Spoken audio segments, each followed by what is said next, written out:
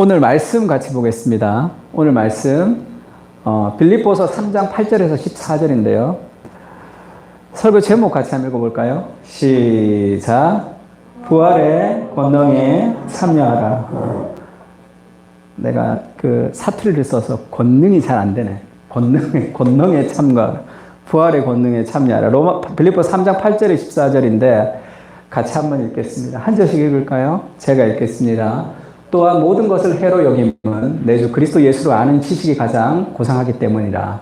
내가 그를 위하여 모든 것을 잃어버리고 배설물로 여김은 그리스도를 얻고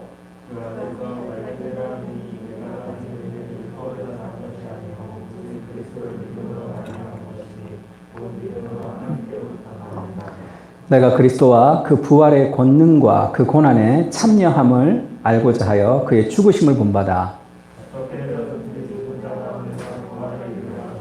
내가 이미 얻었다 함도 아니요 온전히 이루었다 함도 아니라 오직 내가 그리스도 예수께 잡힌 바 된 그것을 잡으려고 달려가노라.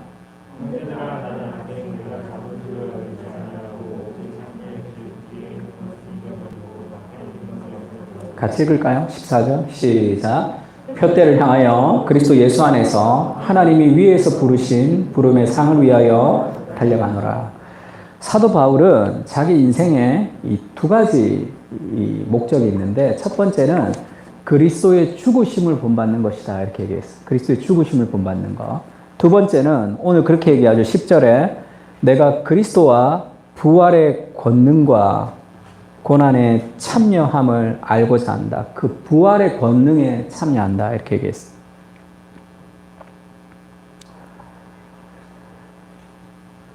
내가 모든 것을 해로 여긴다. 그리스도를 얻고 그 안에서 발견대로 함이니 그것은 그리스도의 부활의 권능과 그 고난에 참여함을 알고자 하여 그의 죽으심을 본받아 표대를 향해서 달려간다 이렇게 얘기하죠.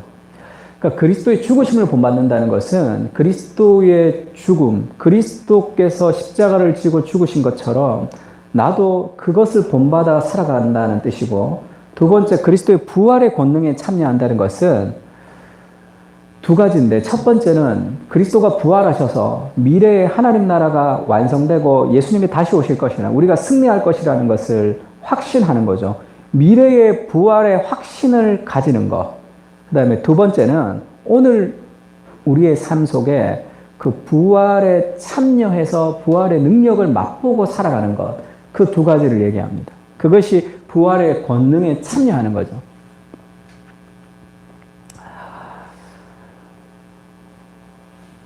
홀리 세러데이라고 그 성토요일이라고 얘기하죠. 우리가 이제 성금요일날 예수님이 돌아가셨고 이 부활절날 예수님이 이제 부활하셨는데 토요일은 아무것도 없단 말이에요. 그래서 우리가 어제 고난주간 영상에도 얘기를 했는데 그 토요일은 절망의 시간, 눈물의 시간, 슬픔의 시간이죠.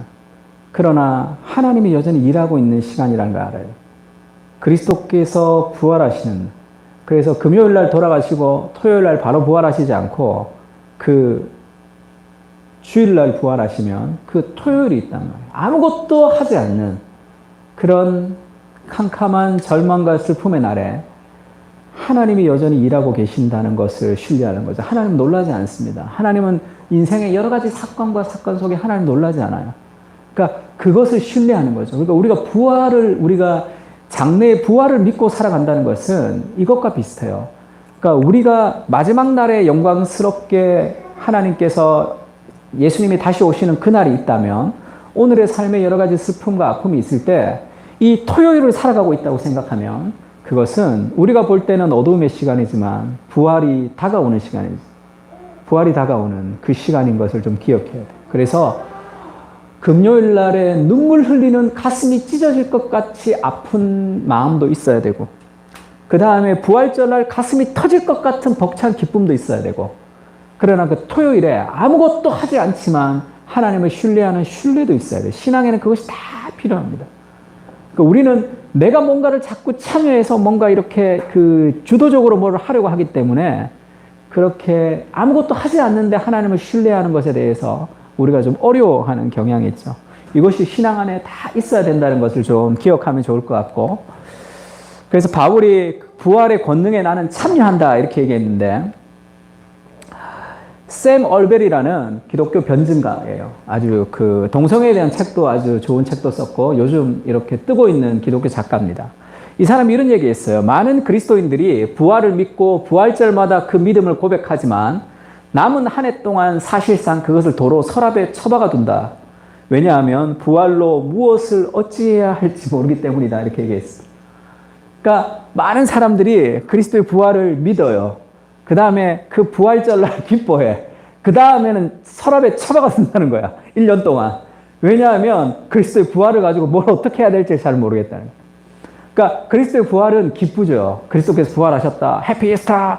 예수님이 부활하셨습니다. 할렐루야. 그걸 내가 아는 것과 내 삶과 연결이 안 되기 때문에 그렇죠. 그리스도께서 부활하셨는데 근데 뭐 어쨌다고 그것이.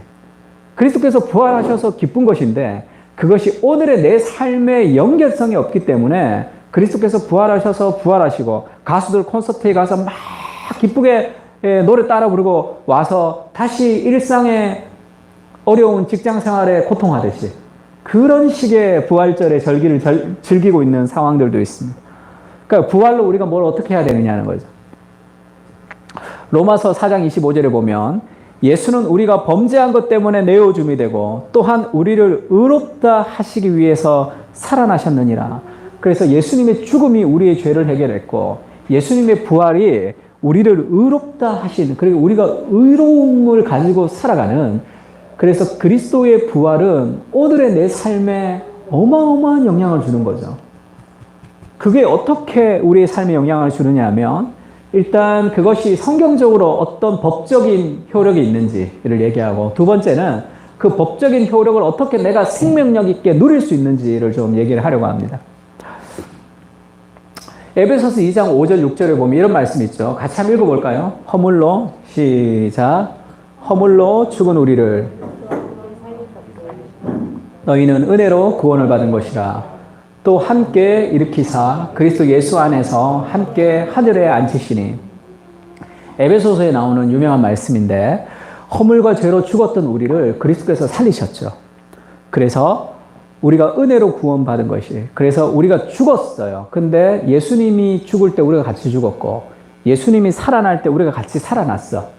그래서 함께 일으켰죠. 우리를 그리스도 예수 안에서 함께 하늘에 앉히셨다. 이게 무슨 얘기냐면 우리가 예수님이 죽을 때 우리가 그리스도와 연합되어 있기 때문에 우리가 죽었어. 예수님의 부활에 우리가 부활했단 말이야. 우리가 죽음을 이기는 존재가 되었죠. 그리고 나서 예수님이 하늘로 올라가셨죠. 그래서 하늘에서 제위, 통치하신단 말이에요. 왕으로서. 그러니까 그리스도의 부활이라는 것은 그 부활을 믿는 우리가 같이 부활했고 지금 같이 하늘에 올라가서 하나님과 하늘에서 같이 통치하는 존재라고 얘기를 하고 있는 거예요. 지금 우리가. 우리의 신분이, 우리가 죽었다가 부활을 믿을 때 우리는 그냥 단순히 부활을 믿고 마지막에 예수님 오실 때 우리가 가는 게 아니라 지금 부활의 신분이 그리스도와 함께 우리가 하늘에서 제위, 통치하는 하늘에 앉은 존재다 그렇게 얘기합니다. 우리가 찬양했죠. 원수를 다 이기고 무덤에서 다시 살아나셨네. 그리고 그 다음 가사가 뭐예요? 어두움을 이기시고 나와서 성도 함께 길이 다스리네. 우리와 함께 통치하시는, 우리와 함께 다스리는 거죠. 그래서 우리가 몸은 이 땅에 있지만 우리의 부활의 신분은 하늘에서 하나님의 통치 아래 함께 있는 것이, 그것이 우리의 부활한 그리스도를 믿는 신분이다. 그렇게 얘기하는 거예요. 그래서 지금 그리스도 안에서 하늘에 앉히시니라고 우리나라 성경에 이렇게 되어 있는데 영어 성경에 보면 seated, 벌써 앉아 있는 거예요. 앉아 있다고. 지금 우리가 마지막에 죽어서 천국에 앉는 존재가 아니라 이미 앉아 있는 존재, 제위, 하나님과 함께 통치하는 그런 존재가 우리의 구원이다 이렇게 얘기합니다. 그래서 이게 잘 보이나 모르겠네. 멋있는 사진으로 바꿨는데 옛날에 하나님 나라 설명할 때 잘 안 보이는데 유대인들은 이 this age, 이 세상이 이렇게 흘러가고 있었어요. 세상이. 근데 이 세상에 종말이 온단 말이야. 이 종말이 오는 것은 메시아가 오는 게 종말이라고 생각했어요. 그러니까 메시아가 오면 이 세상이 끝이 나요. 그 다음에 age to come, 오는 세대, 그러니까 하나님의 나라가 시작이 된다고 본 거야. 그게 유대인들이 가지는 하나님 나라의 개념이었습니다. 그래서 우리가 쭉 살아가. 그럼 이 메시아 대망 사상이라고 그러죠. 우리 예레미야, 그 다음에 에스겔 볼 때, 아, 예수님이 오시면 우리가 로마로부터 압제되는 하나님 나라가 될 것이다. 그 메시아가 오시면 하나님의 나라가 올 것이다. 그렇게 생각했던 거예요. 근데 유대인들이 착각했죠. 그렇게 오지 않고 이 세상에 쭉 가고 아직 하나님 나라가 완성되지 않았지만 예수님이 초림, 예수님이 먼저 오셨어요. 예수님이 오시면서 이 age to come, 이 하나님의 나라를 이 땅 가운데 끌고 와버린 거야. 그래서 이 세상을 살아가고 세상이 끝나고 천국이 있는 것이 아니라 이 세상을 살아가고 있는 그때에 예수님이 이 땅에 오시면서 천국을 가지고 온 거예요, 여기에. 그러니까 지금 세상은 두 세상이죠. 이 땅의 세상 속에 하나님 나라가 이미 여기 임한 거예요. 시작이 된 거예요. 여기서 시작됐고 마지막에 예수님이 다시 오실 때 완성된단 말이에요. 그래서 하나님의 나라를 끌고 온 거죠. 그래서 천국이 여기에 임한 거예요, 지금. 그 천국이 임했다는 것을 사람들에게 보여줄 수 있는 가시적인 곳이 어디죠? 그게 교회죠. 교회가 천국이 임한 거야. 그래서 너희가 서로 사랑하면 세상은 은혜의 방식으로 돌아가지 않잖아. 이 은혜의 방식으로 서로 사랑하는 공동체가 이 천국의 그림자죠. 우리는 천국의 예고편입니다. 그리고 또 다른 천국의 예고편이 뭐예요? 가정이죠. 그리스도와 교회에 대해서 말하노라 할 때 그 삼위일체 연합의 그 천국의 예고편이에요. 우리 가정을 보고 아, 하나님의 나라가 임했구나 라는 것을 사람들이 예고편같이 보든지 우리 교회를 통해서 그 예고편처럼 볼 수 있는 거죠. 그래서 지금 하나님 나라가 지금 임한 거야. 완성되진 않았지만 이게 어마어마한 사건이죠. 예수님이 오시고. 그래서 예수님 당시의 제자들은 전도하러 가서 사형리 안전했죠. 사형리 전할 수가 없죠. 예수님이 아직 죽지 않았으니까. 예수님이 죽어서 예수님 믿으면 천국 갑니다. 이런 복음을 전할 수 없잖아. 그러면 그들이 전한 복음, 예수님의 제자들이 복음을 전했을 때 하나님의 나라가 지금 왔다는 거죠. 하나님 나라가 여기 임했다는 이 복음, 그 복음이 어마어마한 복음이 전파된 거죠. 그래서 그것을 이 조지 레드라는 사람이 이 종말론과 하나님 나라에 대한 책을 쓰면서 책 제목을 The Presence of the Future 이렇게 얘기했어요. 미래의 현존 이렇게 번역했습니다. 야, 멋있게 번역했죠. 미래의 현존. 천국이 죽어서 오는 미래에 임할 천국인데 그 죽어서 임할 그 미래의 천국이 여기에 현존하는 거예요. 그게 100이라면 여기에 이미 10, 20이 여기서 시작됐다는 거예요. 그리스도의 부활을 믿는다는 게 어떤 의미냐 하면 우리가 이제 죽으면 천국 가는 거죠. 우리는 죽음을 이기는 부활의 존재가 된 거예요. 그리고 마지막 날에 완성된 하나님 나라가 이루어질 거예요. 그것을 믿는 것은 첫 번째고, 두 번째는 그 미래가 여기서 시작된 거예요. 여기서 부활의 권능에 참여해야 된단 말이에요. 그러면 여기서 삶의 절망과 우울과 고통하는 이 세상의 한가운데 그것이 없어지지 않지만 기쁨으로 살아갈 수 있는 능력이 그 장차 임할 그 부활의 능력을 우리가 그것을 기다리며 견디는 게 아니라 그것을 여기서 출발해야 되는 출발. 그 미래가 현존하고 있는 것. 그것이 부활의 보증이죠. 그리스도께서 부활하셨다는 것은 미래에 완성된 그것이 여기서 시작됐다는 것을 확인해주는 보증이란 말이에요. 그럼 그걸 어떻게 해야 돼요? 누려야지. 그걸 누려야지. 근데 많은 성도들이 그리스도께서 부활하셨고 이 미래가 현존됐는데 그걸 못 누리고 살아가는 거예요. 믿음을 활용해야지. 믿음을 활용해야지. 예수님이 그 얘기 한 번 한 적 있죠. 예수님이 이렇게 그 바닷가에서 막 풍랑이 너무 막 일어나니까 제자들이 두려워서 예수님 깨우잖아. 예수님 막 깨울 때 예수님 뭐라 그래요? 어찌하여 너희가 두려워하느냐. 믿음이 적은 자들아. 그러니까 혼내죠. 그리고 예수님이 잠잠하라. 그렇게 얘기해서 바다가 잠잠해지는 사건이 있습니다. 예수님 왜 혼냈죠? 왜 혼냈어요? 왜 이렇게 믿음이 없는 자들아 그렇게 얘기하죠? 그거는 그 믿음을 활용하라는 거야. 믿음이 있으면 뭐해? 그걸 활용해야지. 그래서 그 삶 가운데 하나님이 함께 하시죠. 하나님이 늘 함께 하시지, 우리 삶 가운데. 근데 늘 두려워. 늘 걱정돼. 늘 어려워. 그것은 맞지만 그 어렵고 힘든 가운데 그거를 하나님을 여기서 누릴 때 그것을 극복하며 살아갈 수 있는 힘이 있단 말이에요.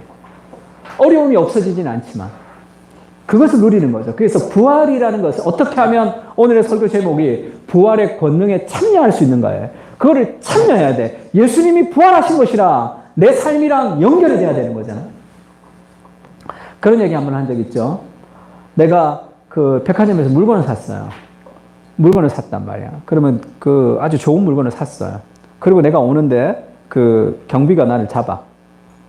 그리고 이거 물건 훔친 거지, 이렇게 얘기해. 훔친 거지. 그러면 우리가 뭐를 보여주면 돼요? 영수증 딱 보여주면 되잖아. 그게 부활이에요. 그리스도의 부활이 그런 거라는 거예요. 그래서 우리 삶 가운데 그 여러 가지 하나님 주신 그것들을 가지고 있는데 그걸 확 공격해. 인생에서. 네 같은 게 뭐 어쩌고 네가 뭐 어떡할까. 그렇게 막 수많은 마귀의 공격과 어려움들이 우리 삶에 확 있을 때 우리가 무너지지 않을 수 있는 게 뭐냐면 그것에 대한 보증이죠. 영수증이 우리한테 있는. 그게 그리스도의 부활을 기억하는 거죠. 그 그리스도께서 나와 함께 있다는 걸 기억하는 겁니다. 그래서 갈라디아서 2장 20절 같이 한번 읽을까요? 시작. 내가 그리스도와 함께 십자가에 못 박혔나니.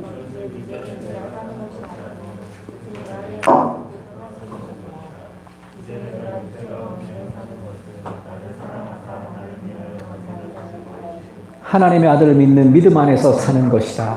그리스도와 함께 죽고 살았다. 이게 무슨 얘기냐면 그리스도와 내가 연합되어 있는 거죠. 지금 예수님이 죽으셨어. 십자가에서. 그걸 내가 믿어요. 예수님이 부활하신 걸 내가 믿어요. 그게 믿는 게 뭐냐면 그 믿음을 통해서 믿음이라는 도구를 통해서 그리스도와 내가 연합되는 거죠. 그것을 신비한 연합이라고 합니다.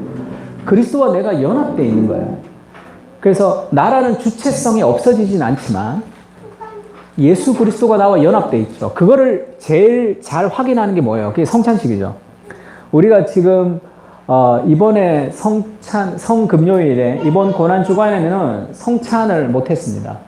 성찬을 못했는데 코로나 때문에 성찬을 못한 것도 있지만 저는 개인적으로 조금 그렇게 생각했어요. 지금 이 코로나의 시기에 교회가 해야 될 것은 우리가 징계를 당할 때 교회에서 징계당하죠. 그걸 이제 권징이라고 하는데 교회에서 권징, 어떤 죄를 졌거나 잘못된 일이 있어서 누군가를 권징할 때 그 권징의 굉장한 강도 중에 하나가 뭐냐면 성찬을 금지하는 거예요.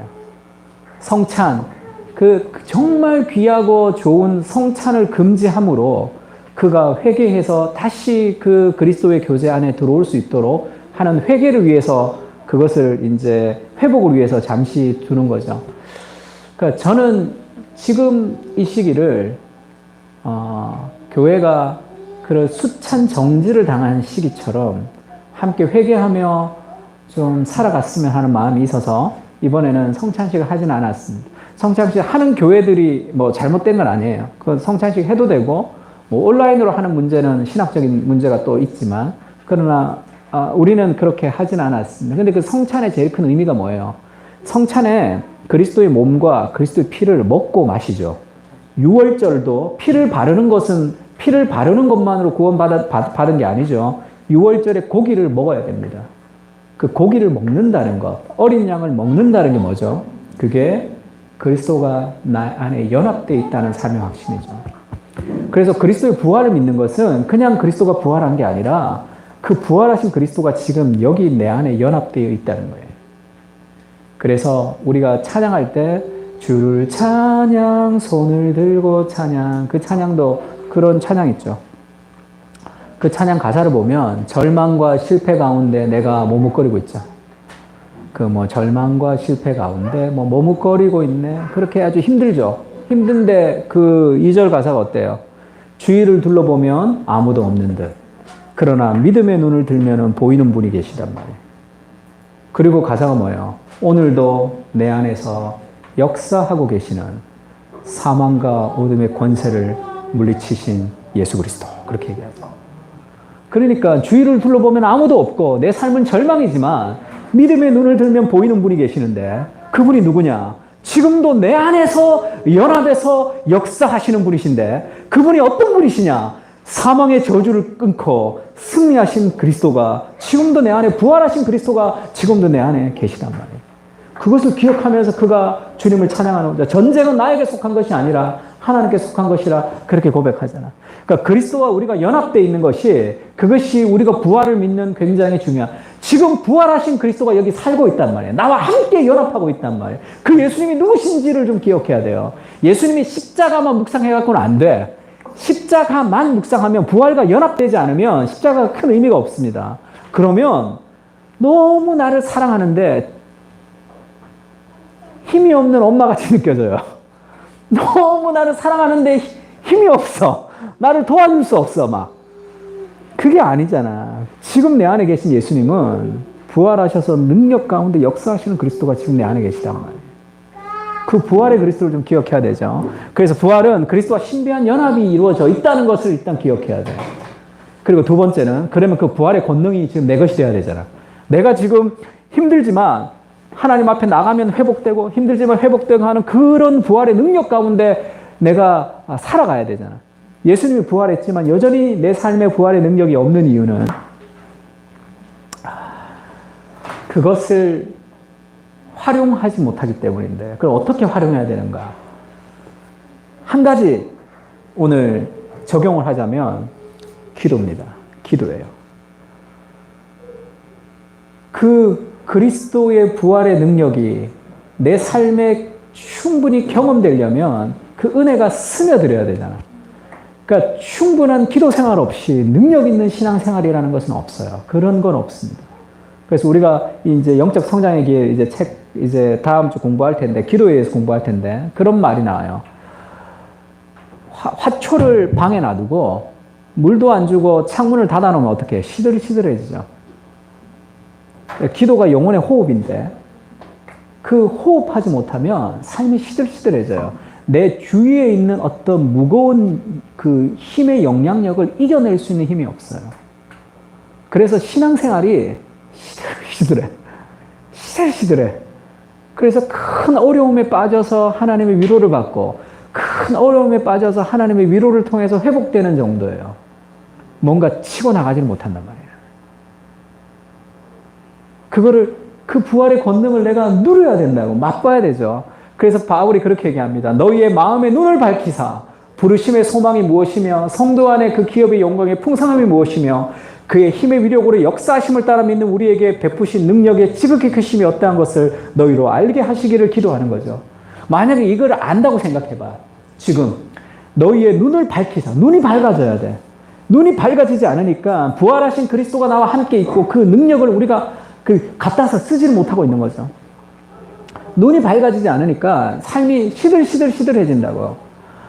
부르심의 소망이 무엇이고 그 기업의 영광이 풍성함이 무엇이고 그의 힘의 위력으로 역사심을 떠나 믿는 우리에게 베푸신 능력이 지극히 크심이 어떠한 것을 안다고 생각해 보라고. 그러면 삶의 모든 관점들이 다 달라지겠죠. 그거를 바울이 계속 기도하는 거예요. 에베소 교인들에게. 저도 여러분들을 위해서 기도할 때 여러 가지 다양한 삶의 문제들을 해결하기 위해서지만 제일 간절한 기도의 제목은 우리의 마음의 눈이 열리는 거죠. 성경을 읽으면서 그 그리스도의 풍성함을 만나는 거예요. 그래서 고린도 후서에는 우리가 다 수건을 벗은 얼굴로 거울을 보는 것 같이 주의 영광을 보매 그와 같은 형상으로 변화하여 영광에서 영광에 이르니고 주의 영으로 말미암음이니라. 그 하나님의 영광, 그리스도의 영광을 보면 그 풍성함과 아름다움을 보면 내가 그것을 닮아가고 싶어하는 마음의 소원이 생깁니다. 그때 삶이 변화되는 거예요. 그러니까 그 기도는 죄를 죽이고 죄는 기도를 죽인다는 얘기가 있어요.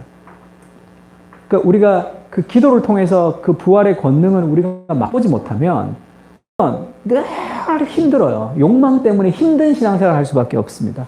존 오웬이라는 사람이 이 청교도, 영국의 청교도인데 이 죄죽임의 교리라는 그런 책을 썼어요. 그분이 이런 얘기를 했습니다.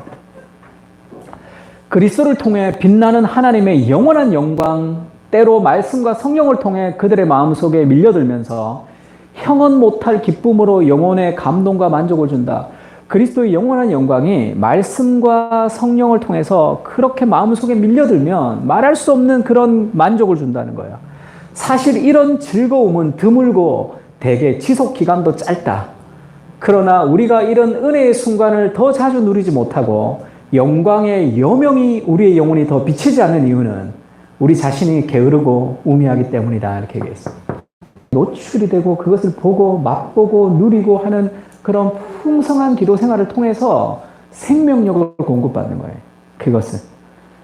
그래서 저런 걸 맛보고 싶다. 그래서 어떤 마음의 감동, 그런 영혼의 체험이 아니라 나의 삶의 뿌리가 변화되는 거죠. 하나님의 아들의 형상을 본받고 싶어하는 마음이 생기는 거예요. 하나님의 영광을 맛볼 때, 하나님의 은혜를 누릴 때 내가 하나님의 아들의 형상을 본받고 싶어하는 삶을 살아가게 됩니다. 그러니까 그래야지 우리 삶에서 이 죄가 죽고 은혜가 사는 거죠. 그 뿌리가 공격이 돼야 된다. 내 삶의 뿌리가. 그래서 골로새서 한번 읽어볼까요? 3장 시작.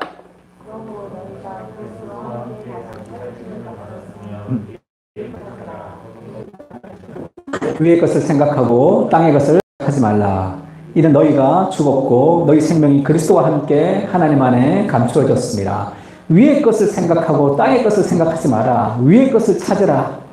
그리고 3장 4절에 보면 우리의 생명이신 그리스도께서 나타나실 그때에 너희도 그와 함께 영광 중에 나타나리라. 그러므로 땅에 있는 지체를 죽이라. 음란과 부정과 사욕과 악한 정욕과 탐심이니 탐심은 우상 숭배니라. 이렇게 얘기하면서 그리스도의 생명이 되셔서 우리가 땅에 있는 것을 죽이고 위에 있는 것을 찾으러 갑니다.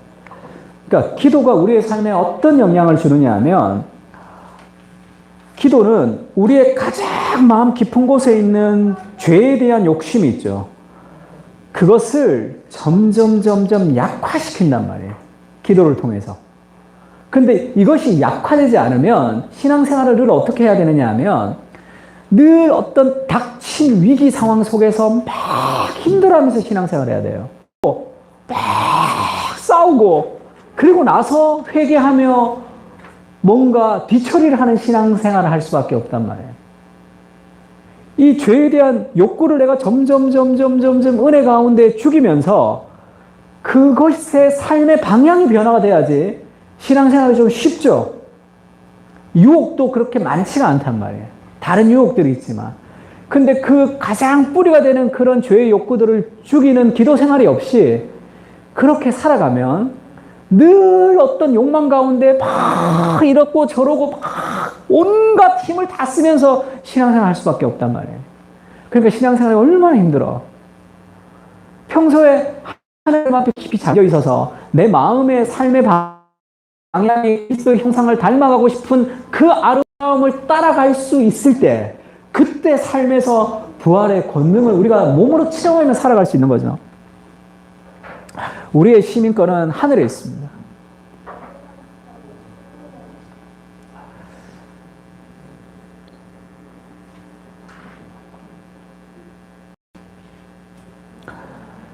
우리가 죄를 죽이려면 은혜를 공급받는 거죠. 우리가 죄를 너무 사랑해요. 이 죄를 너무 사랑해. 나는 이것이 너무 좋아. 그러면 그것을 죽이려고 아무리 노력해도 죽지 않아요. 그런 죄에 대한 욕망은 죽지 않습니다. 없어요. 죄를 사랑할 때 이 죄를 극복할 수 있는 유일한 방식은 그 죄보다 더 사랑하는 것이 있어야 돼요. 그래서 사랑의 순서, 하나님을 가장 사랑할 때 삶은 얼라이먼트가 됩니다. 하나님이 가장 사랑하는 것이 내 사랑이 되는 거예요. 하나님이 가장 소중히 여기는 것이 내가 가장 소중히 여기는 것이 될 때 그때 삶의 방향이 참 거룩한 기쁨을 누릴 수 있는 거죠. 아름다움이 바뀐단 말이에요. 그래서 우리가 하나님께서 나를 위해서 해주셨던 그리스도의 죽으심과 그리스도의 부활을 묵상하면서 내가 얼마나 사랑받고 있는 존재인지에 대한 흔들리지 않는 확신을 가질 때 죄의 뿌리가 죽는 거예요. 어떤 죄를 짓는다고 할 때 막 우리가 막 누군가가 막 뭐 승진하는 걸 보고 막 시기가 일어나거나 아니면 뭐 누군가가 뭐 잘못된 걸 봤을 때 막 조금 기쁘거나 그런 마음이 들거나 하는 그런 모든 삶의 갈등은 그 행위의 문제가 아니잖아. 그 마음의 깊은 뿌리, 그게 뭐죠? 내 삶을 지탱할 수 없는 어떤 두려움이 있거나 내 삶의 안정감이나 중요감이 사라졌기 때문에 그런 일들에 쉽게 휘둘리는 거 아니야. 막 누군가가 잘 되는 것에 대한 시기가 막 폭발적으로 일어난다면 그 행위에 대한 기도가 아니라 그 행위를 촉발시키는 마음에 더 깊은 뿌리가 있단 말이에요. 그것이 내 안에 불안이거든, 내 안에 두려움이든 여러 가지 삶에 내 안에 안정감이 없는 무엇이 있는 거죠. 그것을 우리가 그리스도께서 나를 사랑하시는 그 사랑의 확신을 누리면서 그 부분의 안정감을 누리면서 죄의 뿌리가 죽는단 말이에요. 그것이.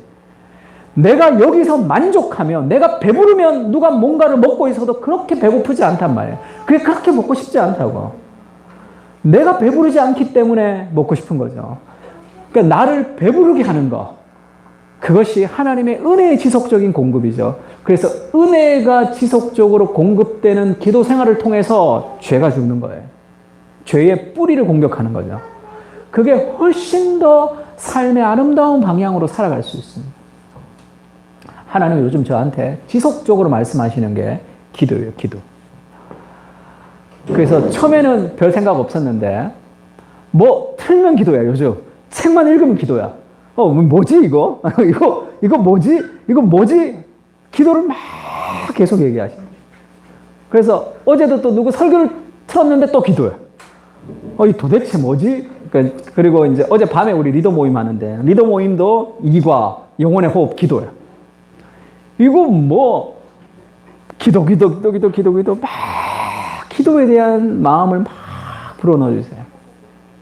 어떤 마음이냐면, 두 가지 마음이 다 있는데, 이 기도하지 못하고 있다는 이 하나님 앞에 기도해야 된다는 개인적인 기도의 부족도 내가 느끼지만, 기도를 통해서 일하고 싶어 하시는 하나님의 마음이 있는. 상서봐. 기도해. 그 기도를 통해서 하나님이 일하고 싶은 게 있는 거예요. 나를 통해서 하나님이 나의 기도를 통해 일하고 싶어 하시는 하나님의 마음. 우리 공동체를 통해서, 우리 공동체의 기도를 통해서 일하고 싶어 하시는 하나님의 마음. 여러분 개인의 삶의 기도를 통해서 일하고 싶어 하시는 하나님의 마음이 있는데, 기도가 없어서 일하지 못한다는 그런 느낌을 강하게 확 받았어요. 하나님은 너무 죄송하더라고. 골목식당 같은 거 보면 백종원의 골목식당이라고 있죠. 완전히 망해가는 골목에 백종원이 가서 솔루션을 해줘서 그 상권을 살리는 게 그 목표인데, 제가 그 사례를 한 봤는데, 첫 번째는 어떤 집에 아주 가난하게 사는 아줌마 아저씨인데, 돈가스를 아주 잘 만드나 봐요. 백종원이 최고다, 이 집은. 그렇게 해서 그 사람이 장사가 잘 됐는데 힘들어서 지금 제주도로 가서 백종원 씨 호텔 옆에 제주도에서 아주 큰 돈가스 가게를 한다고 들었습니다. 근데 그분이 그런 얘기를 하더라고요. 한번 인기가 있으니까 사람들이 너무 많이 몰리는 거예요. 너무 많이 몰리니까 그 와이프가 그렇게 얘기했대요. 이거는 우리를 보고 오는 게 아니다. 이건 우리를 보고 오는 게 아니라 그 백종원 씨가 우리한테 해줬고 방송이 우리한테 해줬기 때문에 이 사람들이 오는 것이라 여기서 우리가 돈 벌면 안 된다는 거예요. 지금 여기서 돈 벌 생각하면 안 된다. 받은 사랑을 지금은 돌려줘야 될 때다. 그래서 내가 돈 달라 소리 안 할 테니까 재료비를 아끼지 말고 해라. 그래서 사람들 많은데 돈을 못 벌고 있었던 거야. 그러다가 제주도로 간 케이스가 한 케이스가 있었어. 두 번째 케이스는 이 아줌마가 김밥을 파는데 너무 사람이 없어. 평생의 소원이 사람이 북적북적하는 김밥집을 만드는 거예요. 그래서 너무 장사가 안 되니까 새벽에 배를 타고 낚시하는 사람한테 팔려고 그 새벽에 일어나서 그 이제 김밥을 말아서 그렇게 팔았어요. 사람이 너무 없어서. 백종원이 씨가 와서 솔루션을 해서 TOT 김밥인가 톳을 넣은 김밥을 만들고 해물 라면을 만들고 이래서 엄청나게 장사가 잘 됐어요. 근데 1년이 지났는데 후기가 올라오는데 형편없는 거야. 형편없는 후기들이 막 올라오는 거야. 아줌마가 한 사람이 오면 테이블당 무조건 라면을 시켜야 돼. 김밥 하나에 라면 한 개 안 돼. 라면 2개, 김밥 2개를 시켜야 돼. 그리고 10,000원 이하는 이 카드 결제도 안 돼. 그런 걸 붙여놓고 맛도 바뀌었다는 거야. 근데 백종원 씨가 다시 내려갔어요. 다시 내려가서 이 사람은 절대 그럴 사람 아니다. 이 아줌마는 정말 진심이었다. 그러고 갔는데 이게 똑같아요. 안 돼. 카드 결제 안 해주고 하나는 안 팔고 맛을 먹었더니 완전히 달라졌어, 맛이. 왜 이렇게 됐냐 이렇게 물었어요. 왜 이렇게 됐냐 이게.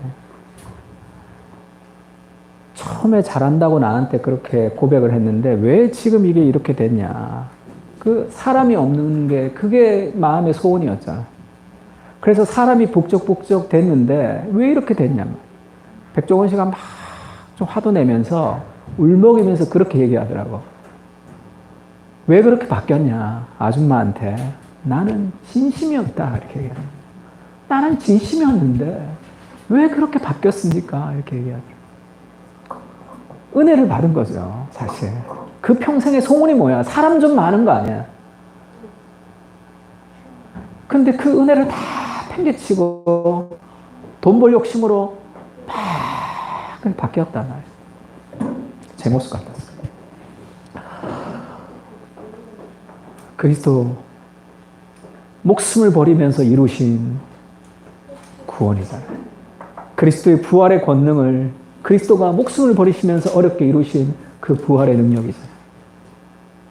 그것을 우리가 맛보고 누리고 경험하고 체험하고 그것을 통해서 우리를 통해 하나님이 일하고 싶어 하신단 말이에요. 그러면 구원했겠어. 우리를 왜 구원했겠어? 이렇게 일찍. 그것을 통해서 일하고 싶어 하시는 하나님의 일이 있는 거죠.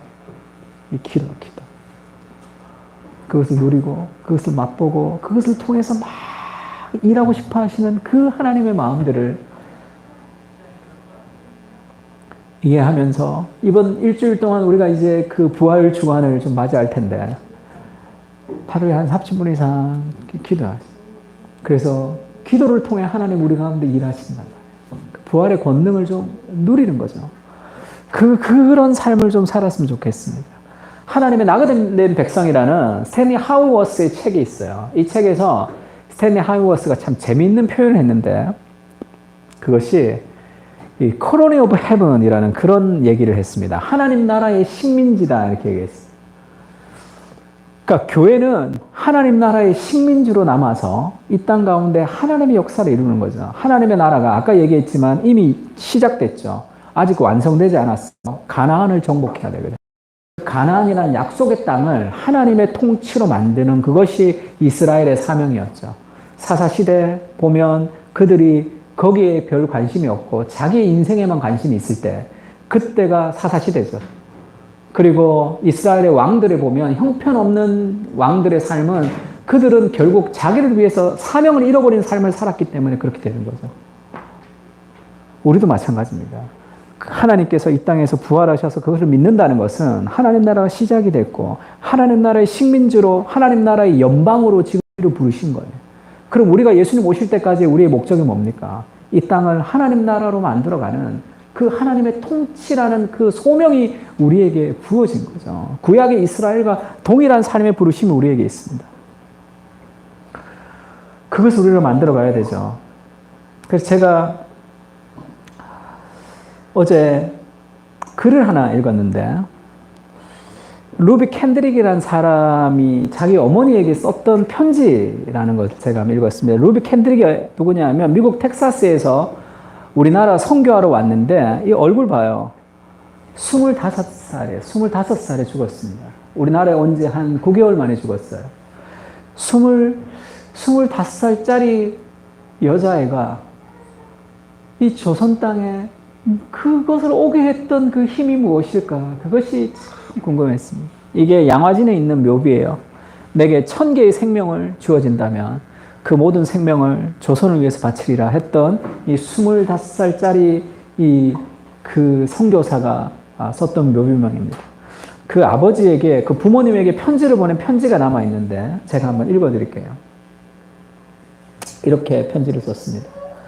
이곳 조선 땅에 오기 전에 우리 집에 뜰에 심었던 꽃들이 활짝 피어났다는 소식을 들었을 때 하루 종일 집 생각만 했습니다. 이곳은 참 아름다운 곳입니다. 모두들 하나님을 닮은 사람들 같습니다. 선한 마음과 복음에 대한 열정으로 보아 아마 몇십 년이 지나면 이곳은 주님의 사랑이 넘치는 곳이 될 것 같습니다. 저는 복음을 듣기 위해 20km를 맨발로 걸어오는 어린 아이들을 보았을 때 그들 안에 있는 하나님의 사랑 때문에 오히려 위로를 받습니다. 그러나 한편에서는 탄압이 점점 심해지고 있습니다. 그저께는 주님을 영접한 지 일주일도 안 된 서너 명이 끌려가 순교했고 토마스 선교사와 제임스 선교사도 순교했습니다. 선교 본부에서는 철수하라고 지시했지만 대부분의 선교사들은 그들이 전도한 조선인들과 아직도 숨어서 예배를 드리고 있습니다. 그들은 모두가 순교할 작정인가 봅니다. 오늘 밤은 유난히도 고향으로 돌아가고 싶습니다. 외국인을 죽이고 기독교를 증오한다는 소문 때문에 부두에서 저를 끝까지 말리셨던 어머니의 얼굴이 자꾸 제 눈에 어른거립니다. 아버지, 어머니, 어쩌면 이 편지가 마지막이 될 수도 있습니다. 제가 오기 전에 뒤뜰에 심었던 한 알의 씨앗으로 인해 이제 내년에는 온 동네에 꽃이 가득하겠지요. 그리고 또 다른 씨앗을 만들어내겠죠. 저도 이곳에 작은 씨앗이 되기로 결심했습니다. 제가 씨앗이 되어 이 땅에 묻히게 되었을 때 하나님의 시간이 되면 조선 땅에는 많은 꽃들이 피어나고 여러 나라들 위에 씨앗이 될 것입니다. 저는 이 땅에 저의 심장을 묻겠습니다. 바로 이것이 조선에 대한 저의 열정이 아니라 하나님께서 조선을 향한 열정이라는 것을 알게 되었습니다. 어머니, 아버지 사랑합니다. 이 마지막으로 보낸 편지. 제가 이 편지를 보면서 나 뭐하고 사나, 내가 왜 이렇게 삶을 게으르게 살아가고 있나라는 그런 마음이 들었는데 이 25살짜리 여자애가 얼마나 집에 보고 싶겠어. 선교로 헌신했기 때문에 그 엄마 아빠 보고 싶은 마음이 없는 게 아니죠. 자기 집에서 그 자기가 가기 전에 뿌렸던 그 씨앗이 꽃폈다는 엄마 편지를 보니까 집이 너무 가고 싶어. 하루 종일 집 생각만 했다는 거죠. 그리고 외국인들 가면 죽는다고 그 부둣가에서 가지 말라고 말렸던 그 엄마가 자꾸 생각나니까 그 엄마 얼마나 보고 싶어. 얼마나 그 삶에서 그가 힘들었을까, 여기를 와서. 근데 여기서 남아서 그가 죽겠다고 마음을 먹었던 그 안에 있는 그 생명력, 그게 뭘까? 야, 도대체 무엇이 그것을 이기면서 여기서 헌신하게 하는 그 힘, 그것은 조선을 향한 나의 열정이 아니라 하나님의 마음이라는 것을 그가 안다. 그렇게 고백했습니다.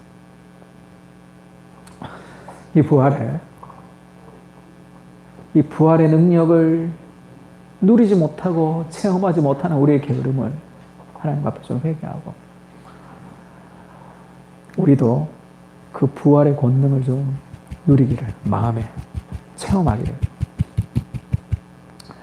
그래서 우리도 알 수 없는 그 삶의, 로비 캔드릭이 누렸던 그 삶의 그런 역동과 열정과 그 힘들을 우리도 좀 느낄 수 있었으면 하는 마음들이 있습니다. 같이 한번 찬양하고 좀 기도할까요?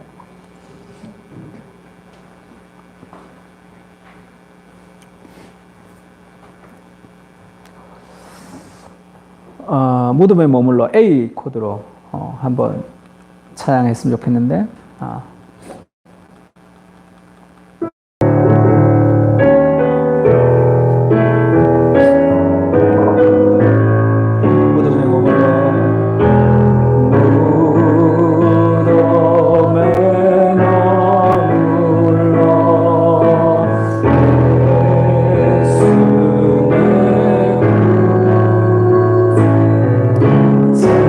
새벽 기다려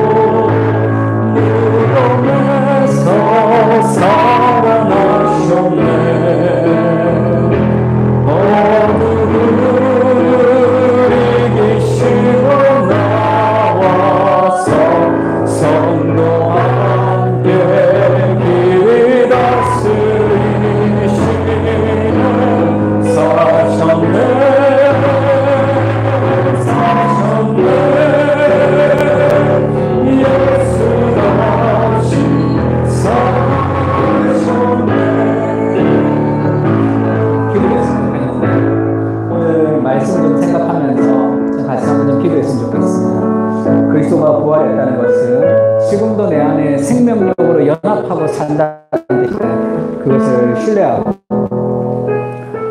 그 부활의 능력, 그 권능에 참여해서 그 부활의 능력을 우리가 맛보며 살아갈 수 있도록 주님 이 일주일에 이제 부활 주간을 맞을 텐데 우리가 주님 앞에 기도하며 그 부활의 능력을 경험하며 살아갈 수 있게 해달라고 같이 한번 기도했으면 좋겠습니다. 기도하겠습니다. 주님, 우리의 삶에 하나님의 은혜를 주시고 주님의 마음으로 주님을 세워주시고 내가 그것을 다 해드려야 됩니다. 그리스도라는 지식이 가장 고상한 능력. 내가 그를 위하여 모든 것을 잃어버리고 그래서 우리는 그리스도를 얻고 그 안에서 발견되는 내가 가진 율법에서만을 가운데 어떻게 해서든지 죽은 자 가운데서 부활에 이르려 하니 우리가 얻었다 그러하니 온전히 이루었다 그리고 예수의 자들에게서 사도고 쫓아가고 그리스도 부활을 우리가 온전히 경험하며 살아갈 수 있도록 주님 도와주시옵소서. 11년 안에 살아가신 주께서 우리의 삶의 모든 저주와 모든 것을 이기시고 승리하신 그리스도이신 우리가 기억하며 살 수 있도록 주님 도와주시옵소서. 어느가 죄로 죽었던 우리를 하나님의 손으로 회복시켜주시옵소서. 그리스도의 그런 놀라운 우리들을 우리가 하나님을 간직하며 살아갈 수 있도록 우리가 알지 못하지만 우리가 나타나신 우리가 그와 같은 주라는 그 일을 우리가 보며 살아갈 수 있도록 도와주시옵소서. 우리가 그 일을 보며 주님의 하나님 앞에 언제나 하나님을 일하고 싶어 하시는 하나님의 마음으로 하나님을 하나님을 살아갈 수 있도록 주님 도와주십시오. 우리의 하나님과 우리의 마음을 주께서 우리를 지켜주시고 하나님의 마음을 가지고 나갈 수 있도록 주여 도와주십시오. 나를 통해서 우리 개인을 통해서 일하고 싶어 하시는 하나님의 마음, 우리의 공동체를 통해서 일하고 싶어 하시는 하나님의 마음을, 그리고 하나님이여 우리의 개인을 통해서 일하고 싶어 하시는 하나님의 마음을 그 부활의 능력을 가지고 하나님 나라 아름답게 그 확정 실현하는 그런 모든 사람들이 될 수 있도록 도와주시옵소서.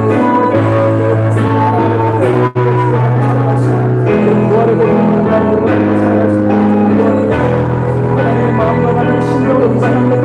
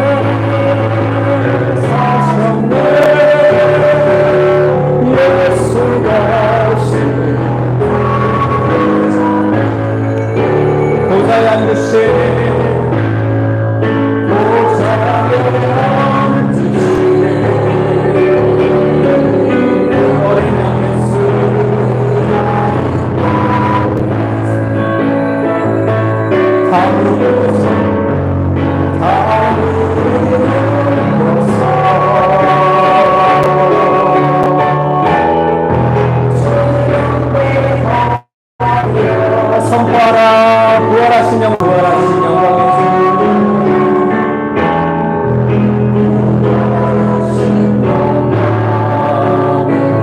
아름다운 영광의 주를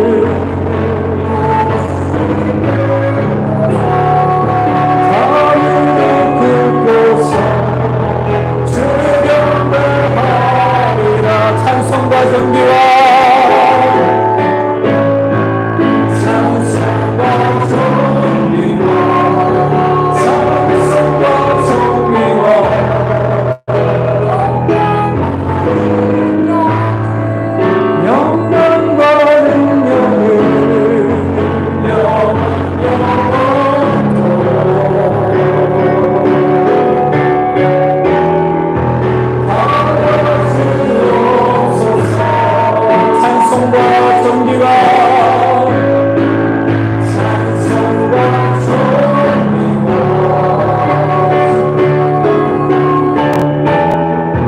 영광과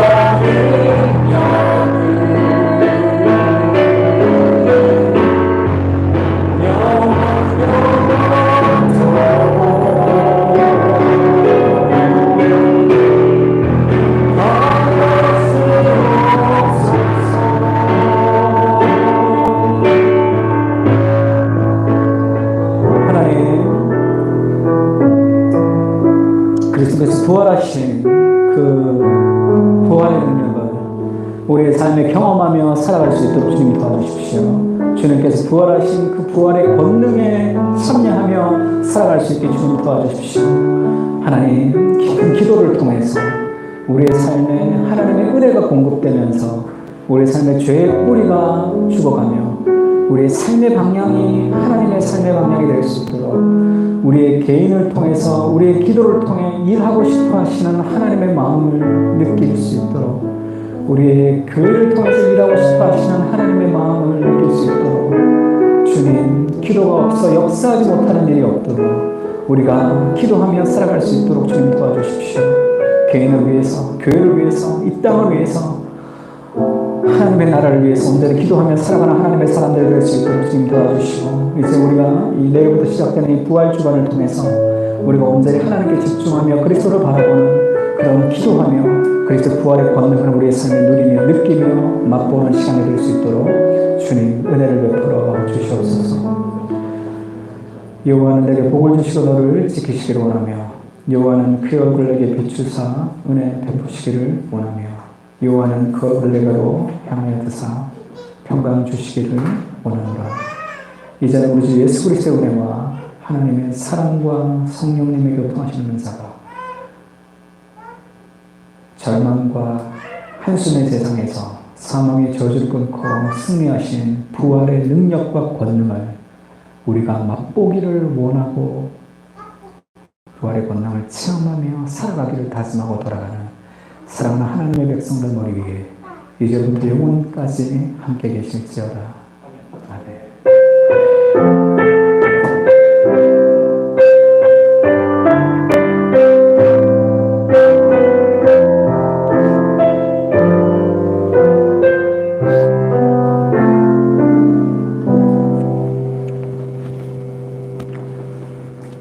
자, 예배 마쳤습니다. 수고 많았습니다.